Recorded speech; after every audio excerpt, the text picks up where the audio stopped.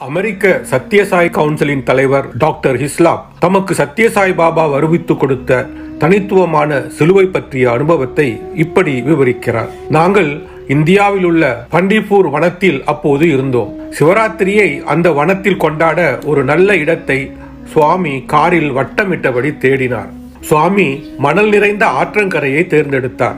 அன்று மாலை சுவாமியோடு நாங்கள் மறுபடியும் அந்த தேர்ந்தெடுத்த இடத்திற்கு வந்தோம். சுவாமி காரை விட்டு இறங்கி மணல் நிறைந்த ஆற்றங்கரைக்கு ஒரு சரிவினூடே நடந்து வந்தார். நான் பாபாவின் அருகில் நடந்து வந்தேன்.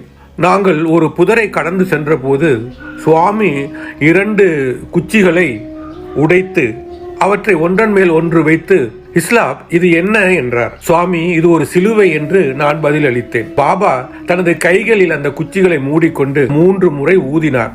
பிறகு கையை திறந்தார். ஒரு சிலுவையாக அது உருமாறி வெளிப்பட்டது. அதை என்னிடம் கொடுத்தார். அவர் கூறினார், "இது கிறிஸ்து தனது உடலை விட்டு வெளியேறிய நேரத்தில் அவரின் உண்மையான உருவத்தை காட்டுகிறது. கலைஞர்களோ வரலாற்று ஆசிரியர்களோ கற்பனை செய்தது போல் அல்ல. அவரது வயிறு சுருங்கி விலா எலும்புகள் அனைத்தும் காணப்படுகின்றன. அவர் பல நாட்கள் சாப்பிடவில்லை." நான் ஆச்சரியத்துடன், "சுவாமி, சிலுவையின் உச்சியில் உள்ள துளை என்ன?" என்று கேட்டேன். அதற்கு, "சிலுவை முதலில் ஒரு கம்பத்தில் தொங்கவிடப்பட்டது" என்று பாபா பதிலளித்தார்.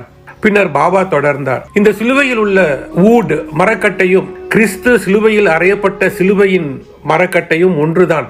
2000 ஆண்டுகளுக்கு பிறகு அந்த மரக்கட்டை பகுதிகளை கண்டுபிடிக்க சிறிது நேரம் பிடித்தது" என்றார்.